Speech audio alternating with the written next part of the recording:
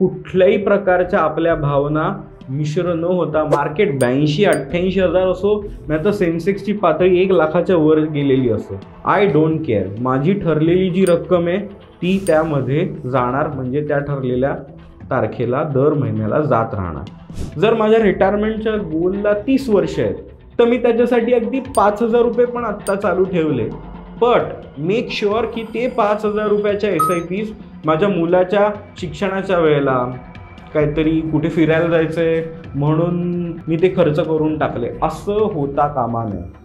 मी नेहमी सांगत असतो की 3 प्रोसेस इन्व्हेस्टमेंट्समध्ये असतात. एक म्हणजे research, second is transaction and third is monitoration. या 3ही टप्प्यांचा आपल्याला विचार करायचा. नमस्कार मित्रांनो, आजच्या व्हिडिओमध्ये आपण चर्चा करणार आहोत सिस्टमॅटिक इन्व्हेस्टमेंट प्लॅन म्हणजेच SIP याबद्दल. SIP हा शब्द इतका आजकाल परवलीचा झालेला आहे की अनेक इन्शुरन्स कंपन्यांनी देखील त्यांच्या SIP योजना आणलेल्या आहेत, म्हणजे ते म्हणतात सिस्टमॅटिक इन्शुरन्स प्लॅन.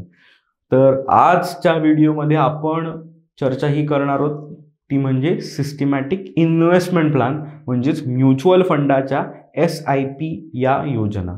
अनेक जण कन्फ्यूज होत असतात की SIP हा शब्द इतक्या जणांनी ऐकलेला असतो की त्यांना वाटत असतं की मला म्युच्युअल फंडमध्ये इन्व्हेस्टमेंट नाही करायची, म्हणून मला SIP करायची. मित्रांनो लक्षात घ्या, RD हा शब्द आपल्याला माहिती आहे, रिकरिंग डिपॉझिट. आपण अनेक वर्षानुवर्ष बँकांमध्ये जे फिक्स डिपॉझिट करत असतो तर त्याच्यामध्ये दर महिन्याला ठराविक रक्कम जर आपण FD स्वरूपात जावी असं जर आपल्याला वाटत असेल तर जे रिकरिंगचे पैसे भरत जात असतो, सेम पॅटर्न ज्यावेळेला आपण म्युच्युअल फंडाबरोबर जोडून देतो त्यावेळेला त्याला म्हटलं जातं SIP. सो म्युच्युअल फंडात केलेली RD म्हणजे SIP, सिस्टमॅटिक इन्व्हेस्टमेंट प्लॅन. त्याला मी गमतीने बऱ्याच वेळेला सगळ्या इच्छांची पूर्ती असं देखील म्हणत असतो. तर SIP का करायला हवी, तर सगळ्यात महत्त्वाची गोष्ट लक्षात घ्या, इन्व्हेस्टमेंट मॅनेजमेंट या क्षेत्रामध्ये काम करत असताना मला जाणवलेली गोष्ट अशी आहे की इन्व्हेस्टर हाच आपल्या इन्व्हेस्टमेंटचा सगळ्यात मोठा शत्रू असतो. सो असं म्हणतात ना की आम्हाला परकीय शत्रूंची गरजच नाही, आमच्या देशांतर्गतच शत्रूंनी आम्हाला इतकं पिडलेलं आहे. तर तसंच मला जाणवत असतं की तुमच्या इन्व्हेस्टमेंटला धोका हा तुमच्या व्यतिरिक्त आणखीन इतर कोणाची गरजच नाही. सगळ्यात मोठा धोका हा माणसाच्या व्यक्तिमत्वाचाच त्याला ठरू शकतो.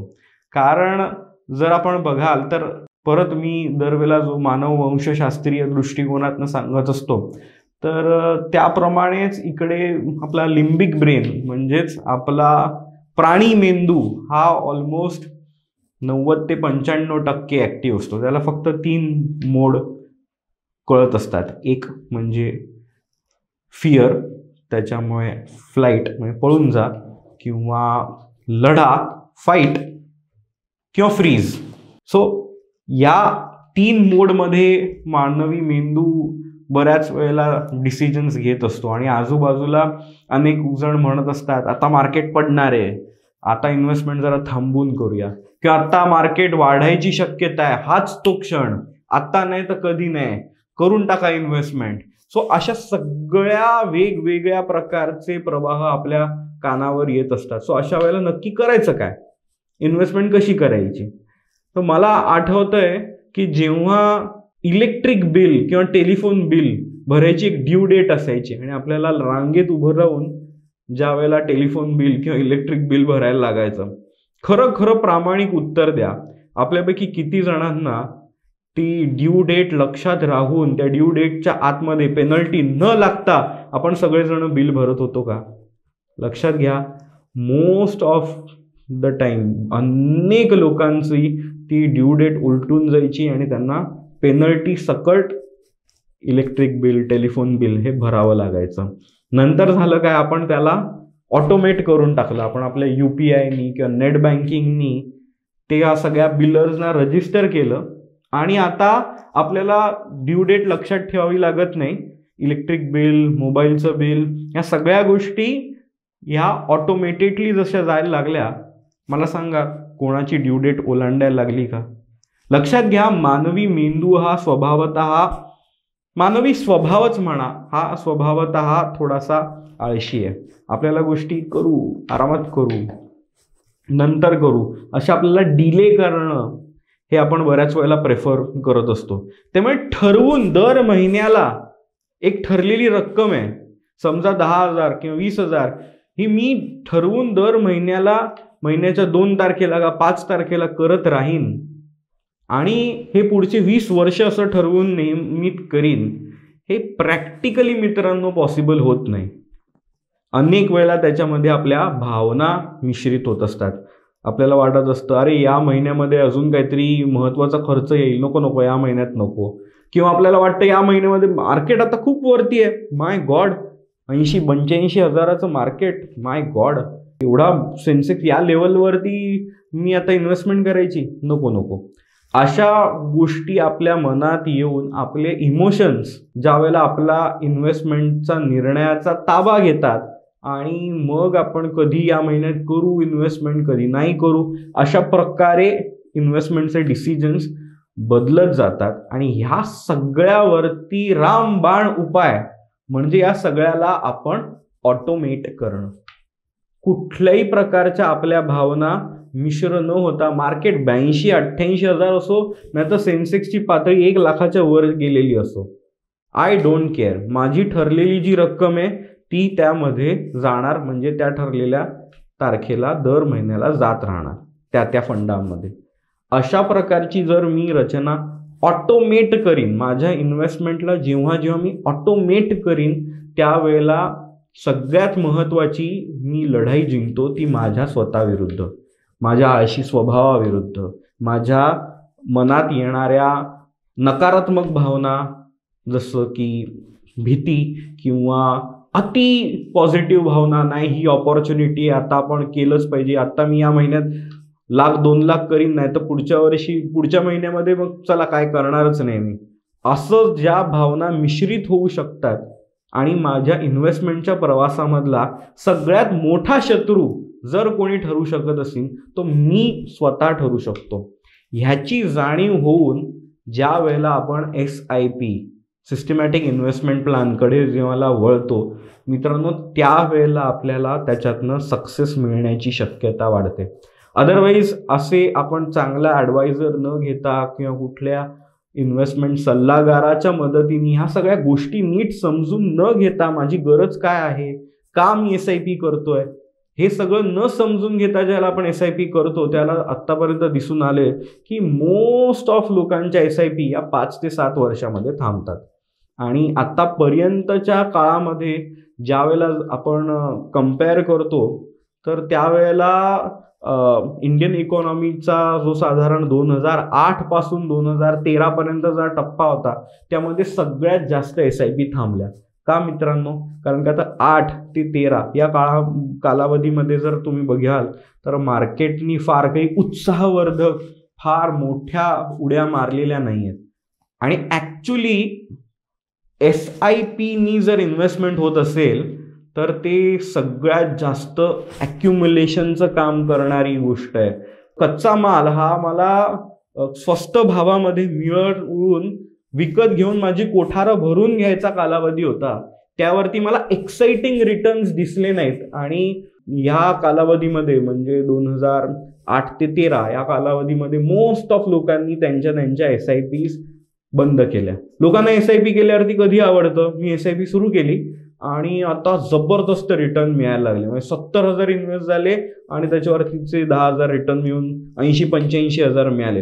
ही लोकांच्यासाठी अत्यंत आनंदाची गोष्ट असते. मात्र समजून घ्या, आपलं परचेसिंग चालू आहे. आपलं परचेसिंग चालू असताना जर मार्केट पडत असेल आणि पुन्हा तो काळ येत असेल, म्हणजे इंडियन इकॉनॉमीची आत्ताची अवस्था पाहता असा काळ येणं खूप कठीण आहे. पण 2 मिनिटासाठी आपण negative side devil's role play करून जरी आपण बघितलं आणि ह्या सगळ्या सिच्युएशनकडे माझी SIP चालली आणि पुढचे 4-5 वर्ष मार्केटचे रिटर्न काही फार चांगले येत नाही आहेत, तर समजून घ्या माझं बटाटे वड्याचं दुकान आहे आणि जर मला बटाटे स्वस्त दरात मिळत असतील तर माझं गोदाम मी भरून घेतलं पाहिजे ना.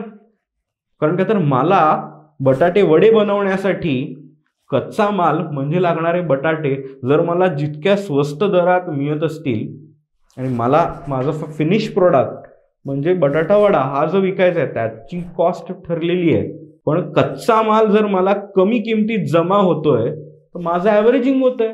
माझं येत्या फ्युचर व्हॅल्यू वाईज माझ्या व्यवसायाची प्रॉफिटेबिलिटी वाढणार आहे.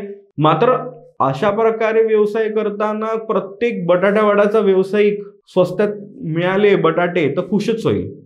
पण इन्व्हेस्टमेंट बाबत मात्र आपण बरोबर उलटा विचार करतो. आपल्याला आपला कच्चा माल स्वस्त मिळत असेल, मार्केटमध्ये सेल लागलाय, तर आपण उलट घाबरतो. अरे माझी SIP चालली आहे, वर्षभर झालं आणि माझी SIP अजून मायनसमध्ये, माझे काय फंड व्यवस्थित काम करत नाहीत. लक्षात घ्या, तुमची SIP पुढचे 2-3 वर्ष जर मायनसमध्ये जात असेल तर मी सांगेन तुमच्यासारखे भाग्यवान दुसरं तुमच्या व्यतिरिक्त कोणी नाही. कारण जर माझा पर्स्पेक्टिव्ह 12 ते 15 वर्षानंतरचा आहे आणि 2-3 वर्षाचा जो कालावधी आहे तो जर सुरुवातीच्या टप्प्यामधला निगेटिव्ह जात असेल तर माझं ॲव्हरेज कॉस्ट ही कमी पडते. माझं बाईंग हे भरपूर युनिट्स हे खालच्या किमतीवरती जमा होत चाललेत आणि 12-15 वर्षानंतरचा जर आपण विचार केला तर इकॉनॉमी ही एक नेक्स्ट टप्प्यावरती गेलेली असते. आठवा तुम्हीच 10-12 वर्षापूर्वीचं तुमचं आयुष्य आणि आजचं आयुष्य, त्यावेळेला आजूबाजूला किती ब्रँडेड गोष्टी, असे आयफोन आणि या सगळ्या गोष्टी वापरणं इतकं फ्रिक्वेंट, दर दुसऱ्या तिसऱ्या माणसाकडे असा फोन, अशी गोष्ट होती का? लगेच लोक क्रेडिट कार्डवरती सगळ्या गोष्टी स्वाईप करून घेत आहेत. लोक झोमॅटो आणि स्विगीवरनं सतत खाणं पिणं मागवत आहेत. असा काळ 10-12 वर्षापूर्वी होता का? मित्रांनो लक्षात घ्या, खूप 10-12 वर्षाच्या कालावधीमध्ये बऱ्याच गोष्टी बदलतात आणि इकॉनॉमी एक नेक्स्ट लेवलवरती जाते, मल्टिप्लाइड लेवलवर जाते. आणि ज्या वेळेला ती अशी मल्टिप्लाइड लेवलवर गेली आहे आणि त्यावेळेला जर मला ते पैसे लागणार आहेत तर माझं आत्ताचं ॲक्युम्युलेशन हे स्वस्त दरात झालेलं असेल आणि ज्या वेळेला मी ते फंड्स विकणार त्यावेळेला त्याची व्हॅल्युएशन काही पटींनी वाढलेली असेल. आणि त्या मधल्या कालावधीमध्ये आता लक्षात घ्या, जर आपण ह्याच गेल्या 10 वर्षातला कालावधी जर आपण बघितला तर सेन्सेक्सची साधारण 25,000ची पातळी 2014 साली ज्यावेळेला मोदी निवडून आले त्यावेळेला 25,000ची पातळी पहिल्यांदा ओलांडली गेली आणि आता तिसऱ्यांदा परत ते निवडून आले त्यावेळेला साधारण 80,000ची पातळी आता आपली ओलांडली गेलेली आहे. सो तुम्ही लक्षात घ्या, हा 25,000 ते 80,000चा टप्पा काय सरळ सरळ एका दिशेतली वाढ असा होता का? नक्कीच नाही. तो 31,000 वरती गेलं, 31,000 वरनं पुन्हा ते 28,000 गेलं, 28 ते 29,000 बराच काळ खेळ चाललेला होता सेन्सेक्सचा. मग त्याच्यानंतर तो 35-36,000 वरती गेलं, असं करत तो 42,000 वरती गेलं. 42,000 नंतर कोविड काळ आला, पुन्हा ते 27-28,000 वरती आलं. मग वाढत वाढत 61,000 गेलं, 61,000 तू 55-56,000 बराच काळ राहिलं. आणि मग त्याच्यानंतर कोविड नंतरच्या काळात पण कंपन्यांचा परफॉर्मन्स खूप चांगला आहे, कंपन्यांचं उत्पन्नाचे आकडे चांगले येत होते. असं करत मार्केट वाढत गेलं आणि ते 61-65,000 वरती गेलं. त्याच्यानंतर जसं पुन्हा स्थिर सरकार निवडून येईल अशी शक्यता दिसायला लागली तसं मार्केट गेल्या वर्षभरापासून पुन्हा वाढायला लागलं. कंपन्यांच्या आकड्यांनी त्यांना सपोर्ट केलं आणि आत्ता 80-85,000ची पातळी आहे. तर लक्षात घ्या, या 10 वर्षाच्या कालावधीत ज्यांची कोणाची SIP सुरू असेल त्यांचे प्रत्येक पातळीवरती गुंतवणुका झाल्यात. ज्या अशा पातळ्या पण होत्या की ज्याला वाटलं असेल अरे माय गॉड मार्केट 42,000 झालं, ही काही लेवल आहे का विकत घेण्याची? नाही. असं करून जर आपण जर इन्व्हेस्टमेंट करत असतो तर ही 42,000ची पातळी, त्याच्या आधीची 36,000ची पातळी, त्याच्यानंतर जर बघायला गेलो तो 60-61,000ची पातळी, 70-75,000ची पातळी, ह्या सगळ्या पातळ्या ह्या कधी ना कधी ऑल टाइम हाय होत्या. सो त्यामुळे ह्या पातळीवरती जर आपण ह्या गोष्टीला ऑटोमेट केलं नसतं तर आपल्या भावना त्याच्यात मिश्रित झाल्या असत्या आणि त्याचा जो इम्पॅक्ट आला असता की मे बी आपण इन्व्हेस्टमेंट केली असती आणि मे बी केली नसती सुद्धा, तर आज जो रिटर्न मिळायला दिसतोय आपल्याला मिळालेला तो दिसणं शक्य झालं नसतं. त्यामुळे इन्व्हेस्टमेंट या गोष्टीला जितकं आपण ऑटोमेट करू तेवढा आपल्याला जास्तीत जास्त रिटर्न मिळणार आहे. ऑफकोर्स ऑटोमेट केल्यानंतर ऑक्युम्युलेशन होणार आहे, पण त्याच्यावरती मॉनिटरेशन जे आहे ही प्रोसेस देखील सगळ्यात महत्वाची आहे. मी नेहमी सांगत असतो की 3 प्रोसेस इन्व्हेस्टमेंट्समध्ये असतात. एक म्हणजे research, second is transaction and third is monitoration. या 3ही टप्प्यांचा आपल्याला विचार करायचा. आपल्याला ऑनलाईन फ्री प्लॅटफॉर्म बरेच दिसत असतात, त्याच्यामध्ये फक्त ट्रान्झॅक्शन हा मधला जो टप्पा आहे तेवढाच फक्त होतो, पण त्याच्यामध्ये रिसर्च करून इन्व्हेस्टमेंट कशात करायची हे फक्त पास्ट रिटर्न सांगितले असतात. So past return is not the only criteria where I should invest. इन्व्हेस्टमेंटचं माझ्या पुढे काय होणार आहे हे पाहणं महत्वाचं आहे आणि त्यासाठी इकॉनॉमिक पर्स्पेक्टिव्ह, बजेटरी पर्स्पेक्टिव्ह, वेगवेगळ्या कंपन्यांची धोरणं, कोणाला प्रॉफिटेबिलिटी वाढू शकते, कुठल्या सेक्टरमध्ये येत्या काळात महत्वाच्या ऍक्टिव्हिटी घडणार आहेत, त्यात माझा प्रेझेन्स किती आहे, माझ्या आयुष्यात काय काय घडणार आहे. जर मला 2-3 वर्षात मोठा खर्च लागणार आहे, मुलीचं लग्न येणार आहे, अशा परिस्थितीमध्ये मी ॲग्रेसिव्ह इन्व्हेस्टमेंट्स त्या पैशांवरती नाही घेऊ शकत. सो माझ्या आयुष्यात पण काय घडणार आहे हे सगळं ठरवून तो फर्स्ट स्टेज होते रिसर्च आणि त्यातनं उत्तर येतं की मी इन्व्हेस्टमेंट कुठे करायची. त्याच्यानंतर जो ट्रान्झॅक्शन हा पार्ट आहे, हा ट्रान्झॅक्शनचा पार्ट येतो. त्यामध्ये मी म्हणतोय SIP म्हणजे त्याला जर आपण ऑटोमेट केलं तर आपण ह्या अनेक आपल्या मानवी भावना मिश्रण न करता आपण त्याला ऑटोमेट केलेलं असेल. त्यानंतरचा जो पार्ट आहे that is a major role of your financial advisor की तुमच्या इन्व्हेस्टमेंटचं मॉनिटरेशन. म्हणजे मी म्हणतोय की निगेटिव्ह जाणं म्हणजे चांगलं आहे, पण त्या सेक्टरची पुढची हालत काय होणार आहे आणि तुम्हाला ते पैसे कधी लागणार आहेत त्या दृष्टिकोनातनं त्या इन्व्हेस्टमेंटचा परफॉर्मन्स कसा होतोय. सो कच्चा माल आपण घेतोय, पण नक्की कुठल्या क्वालिटीचा कच्चा माल घेतोय.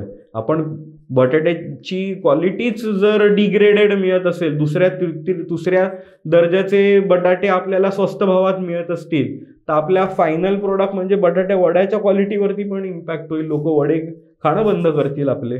सो त्यामुळे स्वस्त मिळतोय बटाटा म्हणजे कुठलाही बटाटा घेणं असा अर्थ कदापि त्याचा होत नाही. असे क्वालिटेटिव्ह पर्स्पेक्टिव्ह अनेक त्याच्यामध्ये मिश्रित होतात. पण मित्रांनो लक्षात घ्या, ज्या वेळेला आपण SIP करतो त्याला सगळ्यात महत्वाची गंमत त्यात क्रिएट होते, दॅट इज कंपाऊंडिंग म्हणजे चक्रवाढ व्याज. आणि ह्या चक्रवाढ व्याजाचा तुम्हाला जो परिणाम आहे, चक्रवाढ रिटर्न ऑन इन्व्हेस्टमेंट तुमच्या पोर्टफोलिओवरती दिसायला तुम्हाला एक 4 ते 5 वर्ष तरी किमान SIP कंटिन्यू करायला हवी. जर तुम्ही 4-5 वर्ष SIP कंटिन्यू कराल तर तुमच्याकडे बऱ्यापैकी युनिट्सचं भांडार जमलेलं असतं आणि त्यावेळेला ज्या वेळेला मार्केट एकदम 10-15%, 20% वाढतं त्यावेळेला लक्षात घ्या मित्रांनो, ज्या इन्व्हेस्टमेंट्स तुम्ही या कालावधीमध्ये निगेटिव्हमध्ये जात असताना पण केलेल्या आहेत, मार्केट त्या टप्प्यावरनं 20% वाढतं, पण त्या युनिटवरती तुम्हाला 35%, 40%, 50% असा रिटर्न मिळत असतो.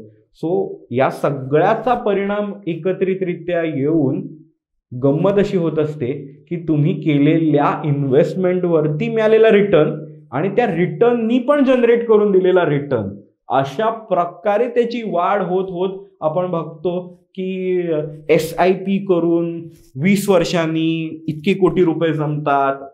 हे जे सगळे फॉर्म्युला आहेत मी तुम्हाला रूल ऑफ 72 आणि असे बरेच गोष्टी दिलेल्या आहेत. स्पीडचा माझा जो व्हिडिओ झाला, पैशाचा वेग, त्या व्हिडिओमध्ये तसंच तुम्ही लक्षात घ्या SIPनी अगदी 15% वेग जर आपण अचीव करू शकलो, जर आपल्याला लॉंग टर्म पर्स्पेक्टिव्ह असेल, 15-1 वर्ष जर मला पैसे लागणार नसतील तर मी त्या पैशावरती रिस्क घेऊ शकतो. मी त्याच्यावरती ॲग्रेसिव्ह स्ट्रॅटेजी च्या इन्व्हेस्टमेंट्स करू शकतो. पण मित्रांनो लक्षात घ्या, हेच पैसे मला 2-3 वर्षाच्या आत लागू शकत आहेत. माझ्या घरी कोणी आजारी पडलं तर माझ्याकडे त्याला तोंड द्यायला दुसरे पैसे नाही आहेत. तर हे 15% धोरण आकर्षक करून तुम्ही त्यात इन्व्हेस्टमेंट करायला जाणं हे अतिशय धोक्याचं लक्षण ठरू शकतं. कारण का तर ज्याला आपण 15% आणि त्याहून जास्त रिटर्न चेस करायला जात असतो त्यावेळेला आपलं इक्विटी एक्सपोजर वाढतं. आणि इक्विटी एक्सपोजर हा इक्विटी शेअर बाजार हा अर्थव्यवस्थेचा वाघ आहे. तो गवत नाही चरणार, तो उपाशी राहील आणि तो उपाशी अनेक वर्ष पण राहू शकतो. हा आपल्याला इतिहासावरनं दिसलेला आहे. सो त्यानी अशा परिस्थितीमध्ये जर तुम्ही इन्व्हेस्टमेंट केली आणि 20-30% ती खालती गेली आणि तुम्हाला लागते, सो त्यामुळे अशा इन्व्हेस्टमेंट्स 12-15 वर्ष मला लागणार नाही. मग आपण ॲग्रेसिव्ह स्ट्रॅटेजी घेऊन 15% चेस करणारे फंड आणि त्याचं मॉनिटरेशन करत राहिलो तर 15,000 रुपये 15 वर्ष गेले तर 15%नी रूल ऑफ 15 ज्याला म्हटलं जातं त्यांनी आपण 1 कोटी रुपये ॲक्युम्युलेट करू शकतो. तर आता 1 कोटी रुपये 15 वर्षांनंतर ज्याला बघू त्याला महागाईचाच 66% रेट पकडल्यावरती आपल्याला आज जितकी 1 कोटी अट्रॅक्टिव्ह वाटत आहेत तेवढी ती अट्रॅक्टिव्ह रक्कम कदाचित नसेल.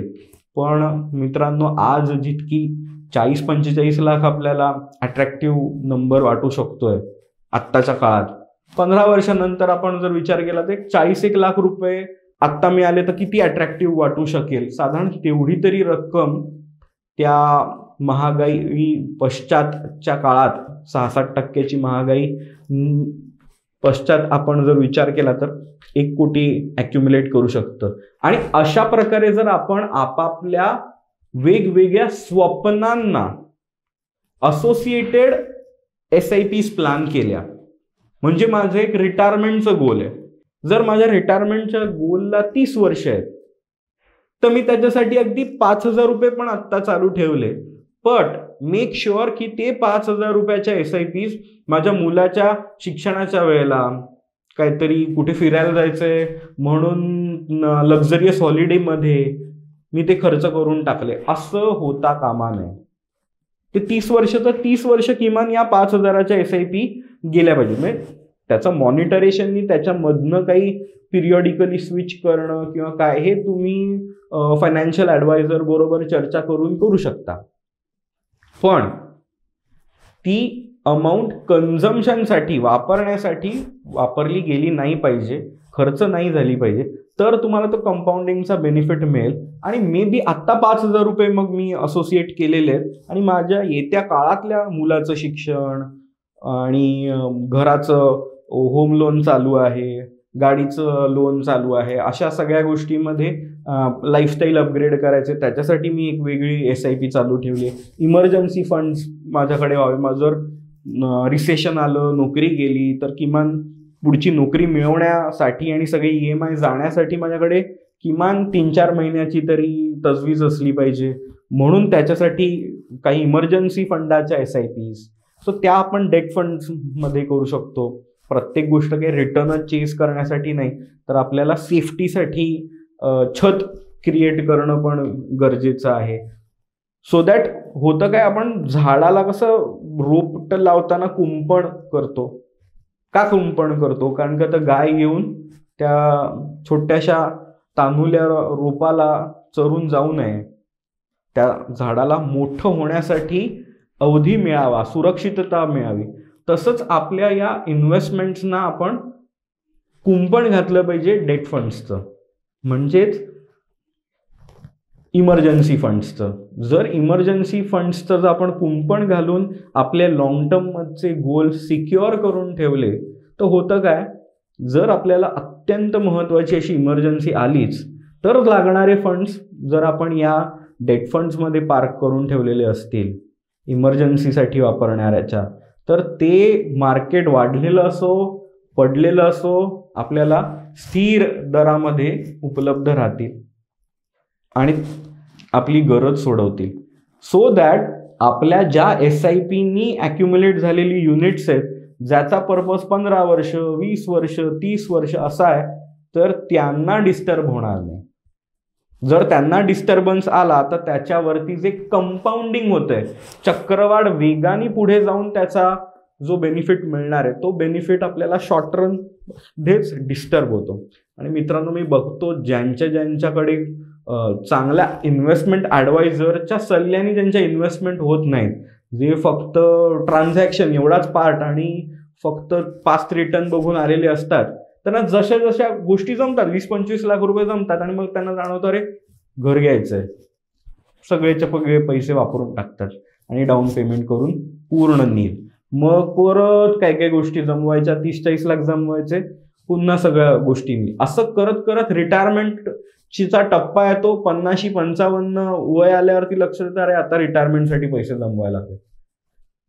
हे खूप कठीण होऊन बसणारे आत्ताच्या तरुण पिढीच्या बाबतीत. सो त्यामुळे गोल बेस्ड जर SIPचं बास्केट आपण क्रिएट केलं, प्रत्येक गोलला असोसिएट करून जर आपण SIPs प्लॅन केल्या, तर मित्रांनो तुमचं आर्थिक नियोजन अत्यंत फोकस्ड होईल, क्लिअर होईल आणि त्या प्रत्येक गोलसाठीच्या SIP कसं काम करतायत हे तुम्ही इन्व्हेस्टमेंट मॅनेजमेंट टीम बरोबर, तुमच्या इन्व्हेस्टमेंट ॲडवायझर बरोबर चर्चा करून समजून घेतली तर फोकस्ड वेनी आपण हे प्लॅन करू शकतो आणि सगळ्या इच्छांची पूर्ती म्हणजे SIP मी हे शक्य करू शकतो. तर बघा मित्रांनो, इन्व्हेस्टमेंट मॅनेजमेंट हे दिसताना सोपं वाटलं तरी हा चक्रव्यूह आहे आणि चक्रव्यूहात शिरताना अभिमन्यूने जी चूक केली म्हणजे अर्धवट ज्ञानाने तो आतमध्ये शिरला, तसं आपलं होऊ देऊ नका. म्हणून हा इन्व्हेस्टमेंट मॅनेजमेंटचे माझे व्हिडिओ, अनेक तुम्हाला असे मार्गदर्शन करणारे लोक सापडतील, ते तुम्हाला असे व्हिडिओमधनं ज्ञान देतील. पण या व्हिडिओ आमचा कोणापर्यंत पोहोचतो आणि तुमची एक्झॅक्टली गरज काय हे आम्हाला माहीत नाही आहे. सो त्यामुळे तुम्ही पर्सनली ज्याला डिस्कस करता इन्व्हेस्टमेंट ॲडवायझर सोबत, ते अत्यंत महत्त्वाचं आहे. अनेक जण असे व्हिडिओ बघतात, SIP साठी 4 उत्तम फंड. बघा, फंड वाईट किंवा चांगले नसतात. माझ्यासाठी उत्तम चाललेला फंड हा तुमच्यासाठी उत्तम असेलच असं नाही. कारण का तर मला पुढची 10 वर्ष जर एखादी गोष्ट लागणार नाही आहे, तुमच्याकडे आजारी पडले वडील आणि हॉस्पिटलाइज करायला लागलं तर तेच फंड्स वापरावे लागणार असतील. आणि जर ॲग्रेसिव्ह स्ट्रॅटेजीनी मी तो फंड घेतलेला असेल, तो माझ्यासाठीचा उत्तम फंड तुमच्यासाठीचा उत्तम नाही, तुमच्यासाठी अत्यंत वाईट स्वप्नासारखा तो फंड ठरू शकतो. त्यामुळे लक्षात घ्या, फक्त रिटर्न चेस करणं, मोठ्यात मोठा आकडा आणून दाखवणं हा एकमेव ऑब्जेक्टिव्ह सिच्युएशन इन्व्हेस्टमेंट मॅनेजमेंटमध्ये नसते. तर तुमचं रिस्क ॲपिटाईट समजून घेणं, आणि रिस्क ॲपिटाईट समजून घेण्यासाठी जर स्वतःला प्रश्न विचारायचा असेल तर लक्षात घ्या, ज्या वेळेला कोविड काळ होता 2020च्या मार्च-एप्रिलच्या दरम्यानच्या काळात, ज्यावेळेला मार्केट झपाट्याने पडत होतं, त्याला तुम्ही काय करत होतात? त्याला तुम्ही इन्व्हेस्टमेंट करत होतात, त्याला तुम्ही स्थिर होतात, की त्यावेळेला तुम्ही इन्व्हेस्टमेंट काढून घेत होतात? हा प्रश्नाचं उत्तर जर तुम्ही आत्मचिंतन करून शोधा, तुम्हाला तुमचंच उत्तर सापडेल की तुम्ही कुठल्या टाईपचे इन्व्हेस्टर आहात. म्हणजे त्या वेळेची सिच्युएशन आणि आत्ताची तुमची सिच्युएशन तुम्ही बदललेले असाल, पण तुमचा स्वभाव इन्व्हेस्टमेंट बाबतचा हा कळण्यासाठी ही एक टेस्ट म्हणून तुम्ही नक्की वापरू शकता. सो ह्या सगळ्यांनी ठरतं की मला कुठल्या इन्व्हेस्टमेंट सूट होतील. म्हणजे डॉक्टर पाहतात ना की कुठलं औषध तुमच्या प्रकृतीला सूट होऊ शकतं. चांगली औषधं अनेक आहेत, पण तुम्हाला सूट कुठली होऊ शकतात हे जर आपण नीट ठरवून ते मेडिसिन घेऊ, तर हे इन्व्हेस्टमेंट लक्षात घ्या, हे ॲलोपॅथी नाही आहे, इट इज आयुर्वेदिक मेडिसिन. आयुर्वेदिक मेडिसिनसाठी कशी पथ्य आणि अनेक काळ आपल्याला वाट बघावी लागते आणि त्यावेळेला आपल्याला गुण येतो. तसंच इथे झटपट काही होणार नाही आहे, इथे रातोरात श्रीमंत होणारीच्या आयडियाज नाही आहेत. इथे तुम्हाला त्या स्वप्नाला उराशी घेऊन 12 वर्ष, 15 वर्ष, 20 वर्ष थांबायचं आहे आणि त्या वेळेला तुम्हाला ते स्वप्न पूर्ण होणार आहे. पण जर तुम्ही यासाठी आत्ता कष्ट घेतलेत, आत्ता एक 10 वर्ष जरी 10,000ची SIP जरी केली तरी लक्षात घ्या आपल्याकडे 12-1 लाख रुपयाचा फंड हा फक्त इन्व्हेस्ट होत असतो. त्याच्यावरचा रिटर्न ऑन इन्व्हेस्टमेंट पकडून जर आपल्याकडे 17-18 लाख रुपये तयार झालेत आणि पुढे जाऊन समजा तुम्ही SIP कंटिन्यू जरी नाही करू शकलात तरी लक्षात घ्या ते 17-18 लाखाचे फंड्स तरी ते पुढच्या 10 वर्षामध्ये चौपट होतील, त्याच्या पुढच्या 10 वर्षामध्ये ते अजून पुढे चौपट होतील. असं करत तो तुमच्याकडे 30 वर्षामध्ये आकडा कोटींमध्ये जाईल. पण कधी जर तुम्ही डिस्टर्ब नाही केलं तर, म्हणजे कन्झ्युम नाही केलेत आणि ते मॉनिटर व्यवस्थित होत राहिले, 15% रिटर्न मिळतोय लॉंग टर्म मध्ये, हे इन्श्युअर होतंय असं धोरण त्यामध्ये अवलंबलं गेलं तर फार महत्वाचं आहे. म्हणून लक्षात घ्या तुमच्या करिअरच्या सुरुवातीच्या टप्प्यात पहिल्या 10 वर्ष तरी तुम्ही जितकं स्वतःला ताणून घेऊन सुद्धा का होईना जास्तीत जास्त SIPs कराल, तुमच्याकडे खूप मोठ्या प्रमाणात हे ॲक्युम्युलेशन झालं असेल.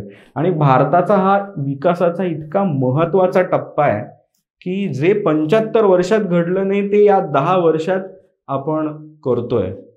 सो ह्या टप्प्यामध्ये जे ॲक्युम्युलेशन होणार आहे, जो कच्चा माल कमी दरात तुम्हाला मिळणार आहे, नंतर तुम्ही SIPs आज समजा 50,000च्या करतायत, पुढे जाऊन तुम्ही 10,000च्या जरी केल्यात किंवा काही काळ तुम्हाला SIP करता जरी नाही आल्या तरी काही हरकत नाही आहे. तुम्ही त्यावरती होणाऱ्या कंपाऊंडिंग मधनं खूप मोठ्या पातळीवरती जाऊ शकाल.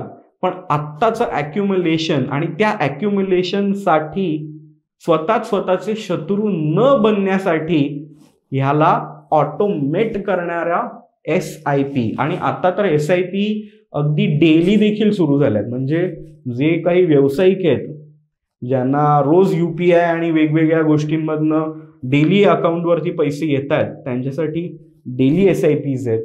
ज्यांना कोणाला वाटत असतं की माझ्या अकाउंटवरनं हे स्विच करणं, म्हणजे दर दिवसाला जाणं किंवा दर महिन्याला जाण्यापेक्षा मी एक काम करेन, मी डेट फंड्समध्ये बऱ्यापैकी रक्कम इन्व्हेस्ट करून ठेवीन आणि त्या डेट फंड्समधनं इक्विटी फंडमध्ये जात राहीन. त्याला म्हटलं जातं STP. So STP is also very nice variation of SIP, ज्याच्यानी मी माझा प्लॅटफॉर्म सेव्हिंग बँक किंवा करंट अकाउंटचा वापरत नाही. करंट अकाउंटवर 0% किंवा सेव्हिंग अकाउंटवर 2.5-3% राहतात, त्याऐवजी मी डेट फंड ज्याच्यावरती मला 66% तरी रिटर्न ऑन इन्व्हेस्टमेंट स्टेबली सुरू आहे आणि मग ठरलेली रक्कम रोज, आठवड्यानी किंवा दर महिन्याला अशा प्रकारे ट्रान्सफर होत राहते इक्विटी फंड्समध्ये. आणि ह्याचंच उलटं, जर मार्केट व्हॅल्युएशन खूप वाढलेलं आहे आणि आता मला माझ्या इन्व्हेस्टमेंट्सना इक्विटी टू डेट स्विच करून ठेवायचं आहे, कारण का तर मोठा खर्च, मे बी युरोपला जायचं फिरायला 15 लाख रुपये खर्च येणार आहे, अशा प्रकारे मला 1-1.5 वर्षात 15 लाख रुपये माझ्या इक्विटी फंड्समधनं जमा करून ठेवायचे. सो अशा पद्धतीमध्ये आपण 15 लाख रुपये वर्षभरात जमा होतील असं उलटी STP म्हणजे इक्विटी टू डेट चालू ठेवून ॲक्युम्युलेट करू शकतो. तर ही सगळी आयुध आहेत. फक्त सुरी ही धारधार आहे, ही जर लहान मुलांनी कशी वापरली, जर त्याला समज नसेल कशी वापरायची तर रक्त येऊ शकतं. पण एकदम छान प्रशिक्षित शेफ ज्या वेळेला ती सुरी वापरून कलाकुसर करतो खाद्यपदार्थांसोबत, अगदी त्यांनी काय म्हणता येईल चिरलेली काकडी सुद्धा नजाकतीची वाटते. सो तशा प्रकारे ह्या टूल्सला तुम्ही किती चांगल्या प्रकारे कौशल्याने वापरू शकताय तुमच्या फायनान्शियल मॅनेजमेंटसाठी, हे येत्या काळातलं सगळ्यात बघण्यासारखं कौशल्य राहील. मित्रांनो, कसा व्हिडिओ वाटतोय मला नक्की कळवा. तुमच्या कमेंट्स माझा उत्साह वाढवत असतात. आणि तुम्हाला जर या SIP किंवा आर्थिक नियोजनाच्या सेवा आमच्याकडनं हव्या असतील, माझ्याशी तुम्हाला पर्सनली चर्चा जरी करायची असेल तरी देखील तुम्ही आमचे जे दिलेले नंबर आहेत त्यावरती जर संपर्क साधलात तर तुमची माझी वेळ जुळवून आपण पर्सनली तुमच्या गरजा काय आहेत या समजून घेऊन तुमच्यासाठीचं इन्व्हेस्टमेंट मॅनेजमेंट प्लॅन करू शकतो. धन्यवाद.